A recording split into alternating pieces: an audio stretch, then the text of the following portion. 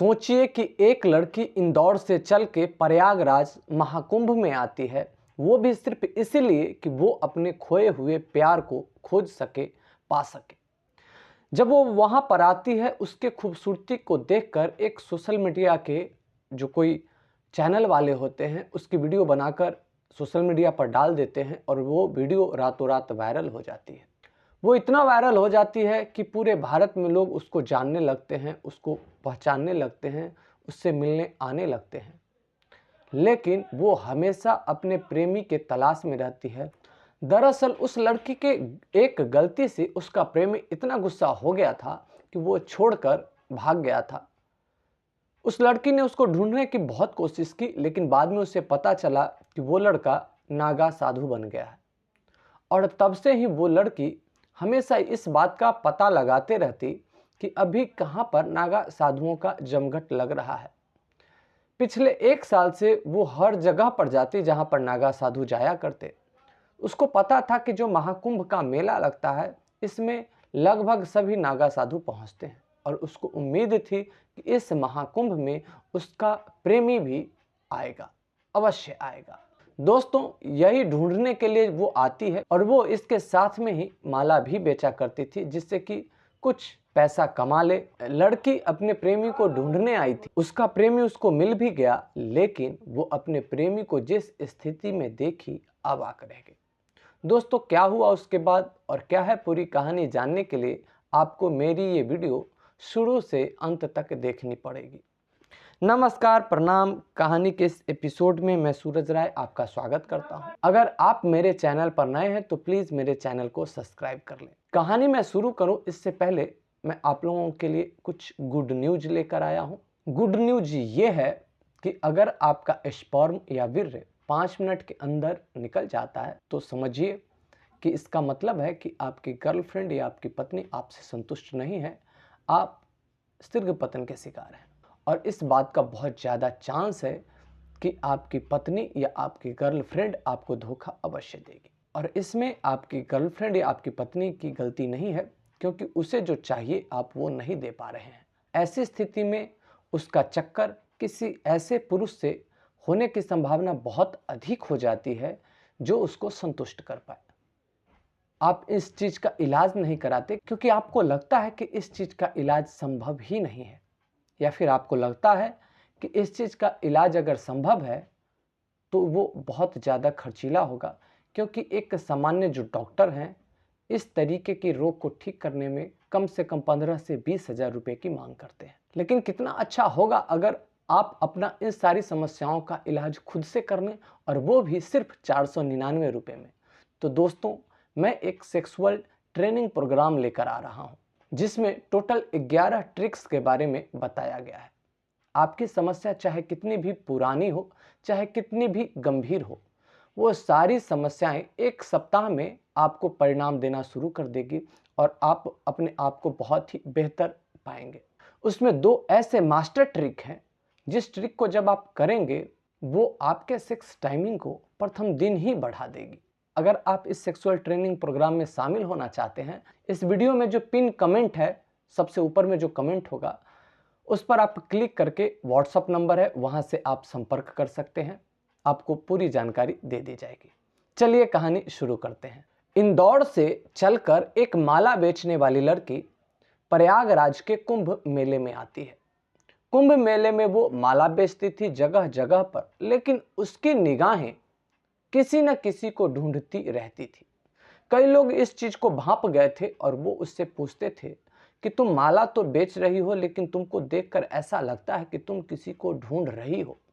वो लड़की सबसे यही कहती कि नहीं, मैं गरीब घर की बेटी हूँ, मैं माला बेचकर अपना जीविकोपार्जन करती हूँ, इसी से मेरा घर चलता है। लेकिन उस लड़की की एक विशेषता ये थी कि जहाँ कहीं भी नागा साधुओं का जमघट लगता, जैसे इस बार कुंभ मेले में लगा था, इसी प्रकार से नागा साधुओं का अलग अलग जगह पर यज्ञ जब होता है तो वहाँ भी नागा साधु जाया करते हैं। कोई उनका विशेष आयोजन होता है, वहाँ भी जाया करते हैं। तो ये सब कुछ पता लगाती रहती वो लड़की और वहाँ जाती। कई सारे नागा साधु थे जो उस लड़की को पहचानने भी लगे थे। कई लोगों का ये मानना था कि इसका नागा साधुओं के प्रति जो है विशेष लगाव है, विशेष आस्था है। लेकिन सच ये नहीं था दोस्तों, सच कुछ और था। सच ये था कि उस लड़की को एक लड़के से प्रेम था और एक दिन गुस्से से उसने उस लड़के से कह दिया था कि जा कहीं पर मर जा। और वो लड़का घर छोड़कर भाग गया था और तब से आज तक वो लड़का कहीं नहीं मिला। वो उसे ढूंढने की बहुत कोशिश की। ढूंढने के क्रम में एक पता चला कि वो लड़का शायद नागा साधु बन गया है और वो फिर नागा साधुओं के पीछे पड़ गई। उसे उम्मीद थी कि अगर मैं नागा साधुओं के पीछे जाऊंगी तो कभी न कभी मेरा वो खोया हुआ प्रेम मिल जाएगा और इसी कारण से वो हर आयोजनों में जाया करती थी। कुंभ में भी वो इसी मकसद के साथ आई थी, साथ में वो माला बेचती थी। उसका मकसद तो था कुछ और, लेकिन यहाँ पर होने को कुछ और होना ही मंजूर था। वो लड़की इतनी खूबसूरत थी कि सोशल मीडिया के कोई आदमी ने उसकी एक वीडियो बनाई, उसका रील बनाकर सोशल मीडिया पर डाल दिया और वो वीडियो रातों रात वायरल हो गई।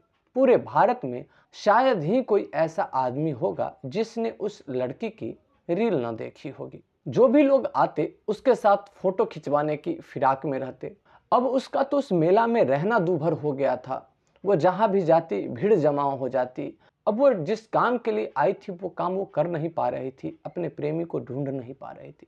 वो बहुत ही परेशान थी अंदर से। वो ये सोच रही थी कहां से कहां मेरी रील वायरल हो गई और वो अपने को हमेशा छुपा के रखने लगी। अपने ऊपर कंबल डाल के रखती जिससे कि कोई उसे ना पहचाने। जब कभी भी थोड़ा भी वो अपना चेहरा दिखा देती तो वहीं पर भीड़ इकट्ठा हो जाती, मीडिया वाले वहीं पर पहुंच जाते। अब उस लड़की के लिए बहुत बड़ी समस्या आ गई थी। एक दिन 7-8 बजे रात में वो लड़की बहुत परेशान होकर एक जगह पर कंबल ओढ़कर बैठी हुई थी, परेशान थी। तभी उसको पीछे से आकर एक आदमी कंबल को टटोलता है और कहता है कि ए लड़की, वो सामने जो पंडाल में नागा बाबा हैं वो तुमको बुला रहे हैं। लड़की घबरा जाती है, लेकिन नागा साधु की बात को कैसे टाले, कुंभ मेला है ही उन लोगों का। तो वो कंबल डाले ही वहां पहुंच जाती है डरते डरते। वहां पहुंचते ही तो नागा साधु उसको कहते हैं कि तुम बैठ जाओ। नागा साधु एक लौंगोट पहने हुए रहते हैं। वहां पर अलाव जल रहा होता है लकड़ी का, जिसके कारण सर्दी नहीं लगती। वहां पर जितने भी लोग थे उन सब से वो नागा साधु अलग अलग तरीके की बातें कर रहा था। होते होते 2 घंटे बीत गए, सारे लोग जाने लगे तो वो लड़की भी वहां से चलने का सोची। तो नागा साधु ने इशारा किया कि नहीं तुम बैठो, तुमसे कुछ विशेष काम है। लड़की थोड़ा सा घबरा गई क्योंकि उस पंडाल में जितने भी लोग बैठे हुए थे वो सारे चले गए। वहां पर उस नागा साधु के साथ और बस 2-3 नागा साधु ही बचे।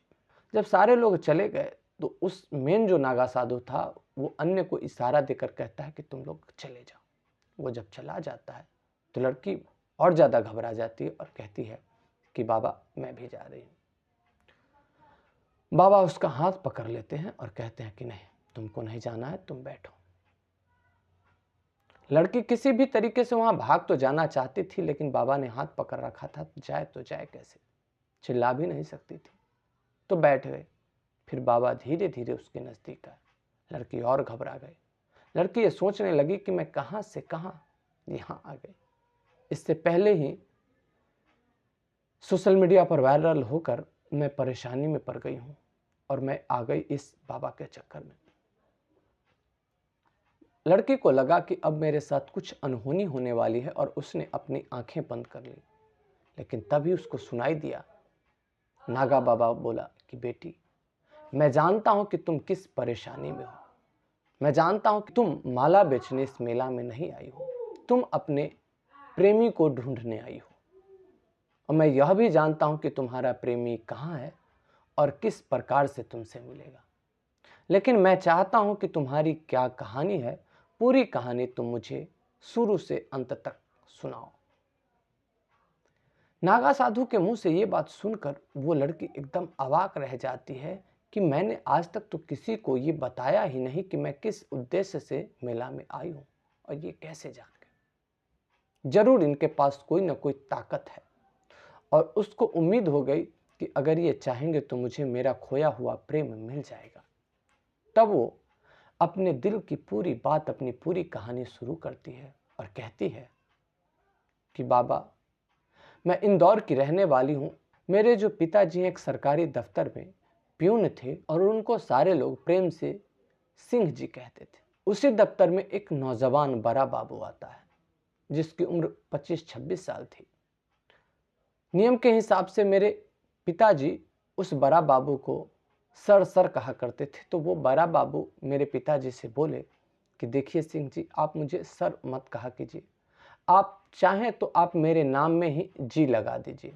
और तब से ये बात मेरे पिताजी को बहुत अच्छी लगी। वो जो बड़ा बाबू आए उनका नाम था शोभित। तब से मेरे पिताजी उस बड़ा बाबू को शोभित जी कहने लगे। मेरे पिताजी को उनका स्वभाव बहुत अच्छा लगा। ओहदा से तो वो बड़ा बाबू और ये प्यून थे, लेकिन अब धीरे धीरे एक दोस्त बन गए थे। जब भी पिताजी घर पे आते तो शोभित की बहुत बड़ाई किया करते। हमारे ऑफिस में जो नए बड़ा बाबू आए हैं बहुत ही ईमानदार हैं, काम बहुत ही ईमानदारी से करते हैं और स्वभाव इतना मीठा है। मेरे घर में हमेशा शोभित की चर्चा होती रहती थी। एक दिन की बात है कि शोभित जी मेरे पिताजी से कहते हैं कि देखिए सिंह साहब, मुझे लगता है कि मुझे यहाँ से ट्रांसफ़र कराना पड़ेगा। तो मेरे पिताजी कहते हैं कि क्यों, ऐसा क्यों? तो शोभित बताता है कि डॉक्टर ने मुझे फैटी लीवर बताया है और यहाँ पे खाना मुझे ठीक नहीं मिल रहा है, इसलिए मुझे यहाँ से जाना हो। या फिर आपको अगर लगता है कि कोई घर जैसा खाना बनाकर कोई कैंटीन देता हो तो मुझे बताइए। कुछ देर सोचने के बाद मेरे पिताजी ने शोभित से कहा, क्यों ना आप मेरे घर का खाना खाइए, मैं अपने लिए लाता हूं, मैं आपके लिए भी लेता आऊंगा। यह सुझाव शोभित को पसंद आ जाती है। उसके बाद जब प्रथम दिन मेरे पिताजी शोभित के लिए घर से खाना लेकर जाते हैं, शोभित खाते हैं तो उसके बाद बड़ाई करते पीछे नहीं हटते।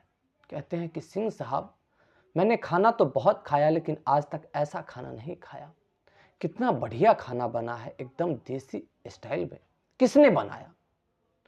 तो मेरे पिताजी बताते हैं कि मेरी बेटी ने बनाया। तब शोभित जी ने कहा कि आपकी बेटी बहुत अच्छा खाना बनाती है। उसके बाद मेरे घर से प्रत्येक दिन खाना जाने लगा और जब भी खाने की वहां पर शोभित जी बड़ाई करते तो पिताजी घर पर आकर कहते कि वाह, आज का खाना सर को बहुत पसंद आया। ये बात सुन सुनकर मैं शोभित जी के तरफ थोड़ा सा खिंचाव महसूस करने लगी थी।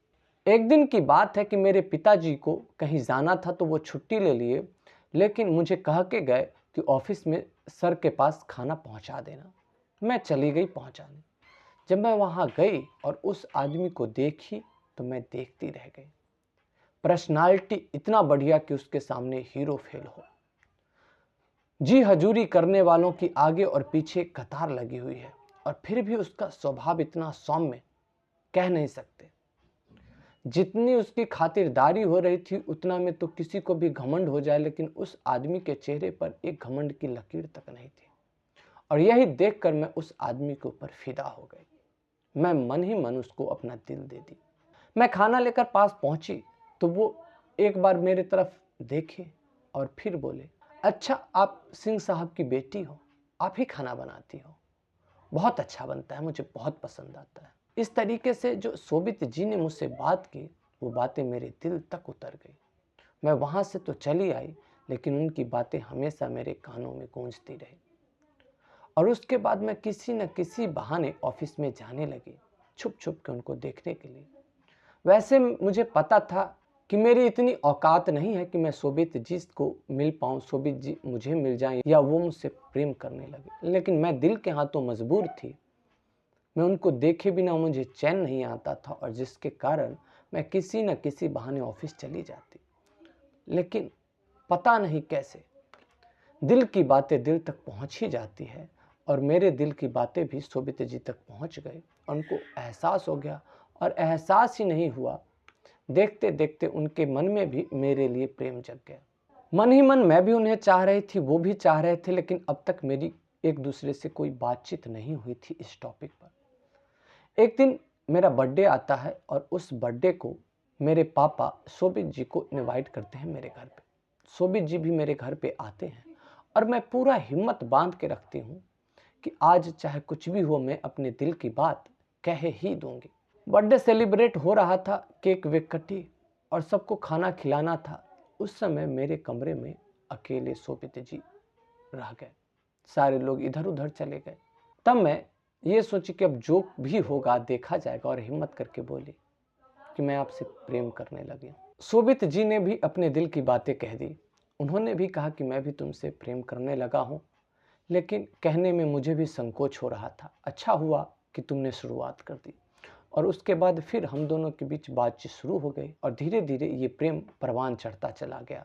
हम दोनों एक दूसरे के प्रेम में बहुत ज़्यादा ही बंध गए। फिर एक दिन हम दोनों प्लान करते हैं कि आज हम लोग पार्क में मिलने चलेंगे। वो हम दोनों का प्रथम मिलन था। शोभित जी ही मुझे बोलते हैं कि फलाने जगह फलाने पार्क में तुम आओ, मैं वहीं पर मिलूंगा। मैं भी चली जाती हूँ। हम दोनों वहाँ मिलने जाते हैं, लेकिन हम लोगों का दुर्भाग्य था कि मेरे घर के बगल के एक अंकल हम दोनों को देख लेते हैं। हम दोनों को तो पता नहीं चलता, लेकिन जब मैं वहाँ से घर पर आती हूँ तो मेरे घर पर बवंडर मचा हुआ था। मेरे जो पिताजी थे मुझे डांटना शुरू कर देते हैं और बोलते हैं, बता तू कहाँ गई थी।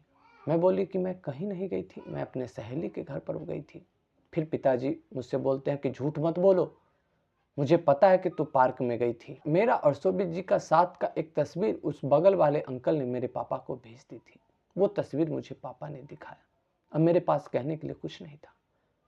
पापा इतने गुस्से में थे कि मैं डर के मारे कुछ का कुछ बोल गई और मेरे मुंह से अपने आप को बचाने के चक्कर में एक गलत बात निकल गई।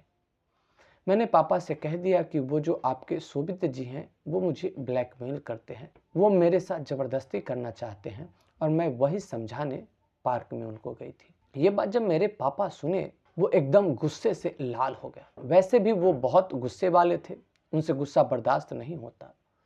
उन्होंने तुरंत मेरे सामने ही शोभित जी को कॉल लगाया और कॉल लगाकर और बहुत ही सख्त लहजे में बात किया और कहा कि सर, मैं आपको क्या समझता था और आप क्या निकले। जिस थाली में खाए उसी में आपने छेद कर दिया। आप तो मुझे अपना दोस्त कहते थे और आप दोस्त की बेटी पर ही डोरे डालने लगे। आप दोस्त की बेटी के साथ ही बदतमीजी करने लगे। मैंने आप पर भरोसा किया और आपने मुझे धोखा दिया। जिस लड़की ने आपके लिए खाना बनाया, आप उसी की इज्जत को तार तार करने पर लग गए। अगर मेरी बच्ची समझदार नहीं होती तो मेरी बच्ची की इज्जत के साथ तो आप खिलवाड़ कर जाते। मेरे पापा फोन पर इधर से ये बोलते जा रहे थे और उधर से शोभित जी की कोई आवाज नहीं आ रही थी। पापा 10 मिनट तक कुछ कुछ बोलते रहे और पापा ने अंत में यह भी कह दिया कि मुझे मेरी बेटी ने सारी बातें बता दी कि आप मेरी बेटी को ब्लैकमेल करना चाहते हो, आप मेरी बेटी को डरा धमका कर उसके साथ कुछ गलत करना चाहते हो।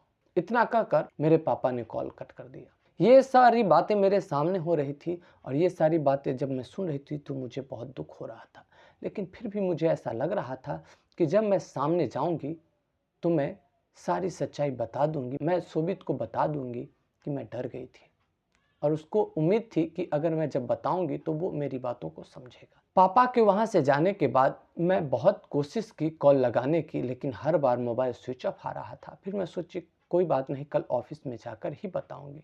लेकिन कल शोभित जी ऑफिस में आए ही नहीं। मैं परसों गई, परसों भी नहीं आए और इस तरीके से मैं सप्ताह महीने जाती रही, नहीं आए और अंत में पता चला कि शोभित जी ने रिजाइन दे दिया है, नौकरी छोड़ दी है। मेरे पैर के नीचे से जमीन खिसक गई और उसके बाद तो मैं बेचैन रहने लगे। मैं इतना बेचैन रहने लगी कि मैं कुछ कह नहीं सकती। मुझे तो पहले भी एहसास हो चुका था कि मैंने बहुत बड़ी गलती कर दी है। मुझे लगा कि शायद मैं अपने पापा से अपने दिल की बात कह दूं तो शायद मेरा प्रायश्चित हो जाए और मुझे मेरा प्यार मिल जाए। मैंने अपने पापा से अपने दिल की बात कही। तब पापा ने कहा कि पागल, जब ऐसी बातें थी तो तुमने मुझसे सच्चाई क्यों नहीं बताई। वो इतने अच्छे स्वभाव वाले आदमी को मैंने क्या क्या कह दिया, उसके दिल पर क्या बीती होगी, इसकी तुम्हें उम्मीद है। पापा ने भी मुझे बहुत डांटा और मैं अंदर से गलाने से भर गई। प्रेम तो मुझे उससे बेपनाह था ही, लेकिन मेरे पापा का उसने जो कोई उत्तर नहीं दिया था, इससे और प्रेम बढ़ गया था। मैं उसके बिना जी नहीं सकती थी। मैं पागलों की तरह भटकने लगी। मैं हर जगह पता लगाने लगी कि वो कहाँ है, कैसा है। तब मुझे किसी ने बताया कि वो नागा साधु बन गया है और तब से ही मैं हमेशा पता करती रहती हूँ कि कहाँ पर नागा साधुओं का जमेरा लगेगा और मैं वहाँ पर जाकर उसको ढूंढने की कोशिश करती हूँ। और इतना कहते कहते वो लड़की रोने लगी। तब नागा साधु लड़की से कहते हैं कि चुप हो जा बेटी, तुमने जो गलती की थी उसका तुमको प्रायश्चित तुमने कर लिया, उसकी सजा तुमको मिल गई, लेकिन तुम्हारा प्रेम सच्चा है। तुम्हारा जो प्रेमी है इसी कुंभ में है और तुमको आज ही मिलेगा। मैं जानता हूं तुम्हारा प्रेमी कहाँ है। और उस लड़की को वो अपने साथ लेकर चलता है और कहता है कि मेरे साथ लगभग 1000 सन्यासियों नागाओं का झुंड है। वो सारे मेरे शिष्य हैं। उनमें से कई ने सन्यास ले रखा है और कई अभी सन्यास नहीं ले रखा है। वो एक ऐसे पंडाल में जाते हैं जहां पर उनके सारे शिष्य सोए हुए थे और उसमें से एक जटाधारी आदमी को हिलाते हैं। वो आदमी जब नींद से उठता है उसको देखते हैं लड़की अवाक रह जाती है। वो जटाजूटधारी कोई और नहीं था, वो जटाजूटधारी उस लड़की का प्रेमी सोबित ही था। सोबित ने जब लड़की को देखा तो उसके चेहरे पर एक अलग ही गलानी का भाव आ गया। तब नागा का जो साधु था उसने सोबित से कहा कि इस लड़की को देखकर तुम्हारे चेहरे पर तो नफरत का भाव आना चाहिए, लेकिन तुम्हारे चेहरे पर यह गलानी का भाव कैसे आ गया। तब वो सोबित बताता है कि गलानी का भाव इसलिए आ गया क्योंकि इसको देखकर मुझे याद आया मैंने प्यार जैसा अनमोल धरोहर एक ऐसे लड़की के ऊपर उड़ेल दिया जिसको प्रेम की कोई समझ ही नहीं। ये बात सुनकर लड़की ने चेहरा छुपा लिया। नागा साधु ने पूछा कि तुम चेहरा क्यों छुपाई हो। लड़की ने कहा कि ये मेरी सजा है। तो नागा साधु ने कहा प्रेम में सजा नहीं होती, समर्पण होती है। फिर सोबित कहता है कि मैंने तो प्रेम में पूरा समर्पण किया था, लेकिन इसने क्या किया, इसने तो धोखा किया मेरे साथ। हम दोनों तो एक दूसरे की मर्जी से मिले थे पार्क में, लेकिन इसने अपने पापा से बताया कि मैं इसको ब्लैकमेल कर रहा हूँ। ये धोखा नहीं तो और क्या है। मैंने तो इससे बेइंतहा मोहब्बत की थी, लेकिन इसने क्या किया, इसने तो धोखा दिया। मैं तो इससे सच्चा प्रेम करता था, लेकिन ये तो मुझसे झूठा प्रेम करते थे। तब नागा साधु सोबित से कहते हैं कि तुम सच्चा प्रेम करते थे, कैसे सच्चा प्रेमी हो तुम। लड़की ने अगर अपने पापा से कह दिया वो मुझे ब्लैकमेल कर रहा है, तो तुम्हें इतना भरोसा हो गया कि लड़की ने कहा होगा। तुमने लड़की के मुंह से तो ये नहीं सुना, ये तो लड़की का बाप ने तुमको बताया था। और क्या अगर सच्चा प्रेमी था तो तुमने क्या इसके मन की बात जानने की कोशिश की। ये तो इसके शब्द थे ना, लेकिन प्रेम तो शब्द प्रधान नहीं होता है, वो तो भाव प्रधान होता है। तुम इसके शब्द से आहत हो गए, लेकिन इसके भाव को तो तुमने नहीं पहचाना ना। इसके भाव को तो जाहिर करने का एक मौका देते तुम।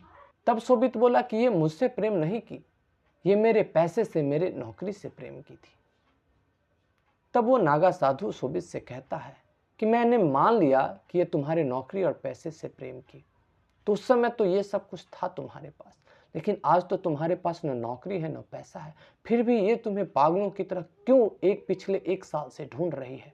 जब तुमने नौकरी छोड़ दिया था तो इसको तो पता था कि तुमने रिजाइन दे दिया, इसको ये भी पता था कि तुम नागा साधु बन गए, इसको पता था कि तुम्हारे पास नौकरी नहीं है, पैसे नहीं है, फिर भी ये क्यों तुमको ढूंढती रही।